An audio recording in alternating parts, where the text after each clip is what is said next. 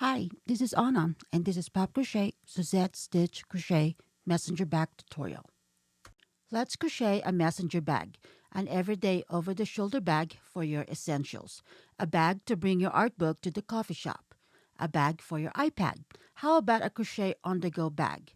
This is an easy-to-make beginner-friendly textured crochet bag pattern, a 2-stitch repeat pattern, single crochet and double crochet. That's it. I'll be using Bernat Maker Home Dec yarn. It's a soft and chunky tubular yarn, 72% cotton, 20% nylon. Machine washable and dryable for easy care. It's like crocheting with a t-shirt yarn. I used up 2 skeins of the red and just a fourth of a skein for the cream yarn color. Using a 6mm crochet hook, do a chain foundation in multiples of 2 plus 1 chain. Fold your foundation in half and that will be the width of your bag. Keep adding chains till you reach your desired width, as long as you end up with multiples of 2. Do a complete row of single crochet on each chain. Always do a chain at the end of each row. For the next row, do a single crochet and a double crochet on the first stitch. Do both of them on the same stitch. Then skip the next one. And then do another single crochet and then double crochet. Then skip again. And keep repeating this process until you reach the end. Finish up the row with just a single crochet stitch. Don't add the double crochet. Then chain 1 and turn your work.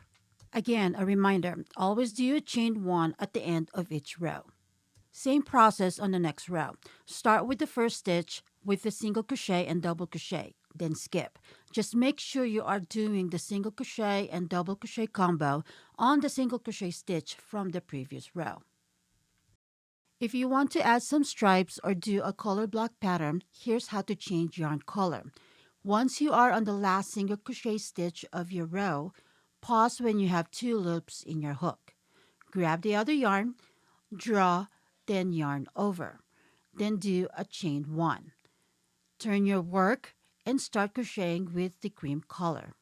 Just keep doing the same process. Single crochet and double crochet on the first stitch, skip, and then repeat. I only did 2 rows of the cream color, then I switched back to red. You can do as many rows as you want. Then cut off the red yarn, and we will weave the ends with a darning needle later on. Once you are done with the body of the bag, fold it in half and match the lines. That is, if you did add some striped colors. With a darning needle, we're going to sew them together with a mattress stitch. This is famous for joining crochet pieces together. It's very easy to do. It's like lacing a shoelace. Here's a perfect diagram I got from Yarnspiration website to give you a better idea on how to do it. Just make sure to keep the tensions even and make your sewing close to each other so that the bag doesn't have any holes and it's more secure. When you reach the stripe color, it all depends on the number of rows. If it's more than 2 rows, I would sew that in on that same color. But since I only did my stripe in 2 rows, I sewed it in with red. Do the same thing for the bottom of the bag. Sew it in with the mattress stitch with your darning needle. Once you are done, turn your bag inside out. And now let's do the flap for a bag. Find a stitch on the top end corner of the bag. Make sure it's a single crochet stitch. With a new set of yarn, start the single crochet and double crochet combo process all the way to the other end of the bag. Make sure to finish the row with a single crochet stitch. Chain 1, then turn and start a new row. You can do a solid plain color for the flap. I wanted to match the small stripes I did with the body, so I'm doing the same thing with the flap. Finish the flap, leaving a space at the bottom for the button closure. Checking out my button stash, I'll be using this cute wood button. Find the center of the bag with a tape measure and sew it in with a sewing needle and embroidery thread. Make sure the needle can go through the holes of the button. Sew it in as tightly as you can. To make the button loop closer, determine the spot for the loop at least half an inch from the flap edge. Make sure it's aligned to the button.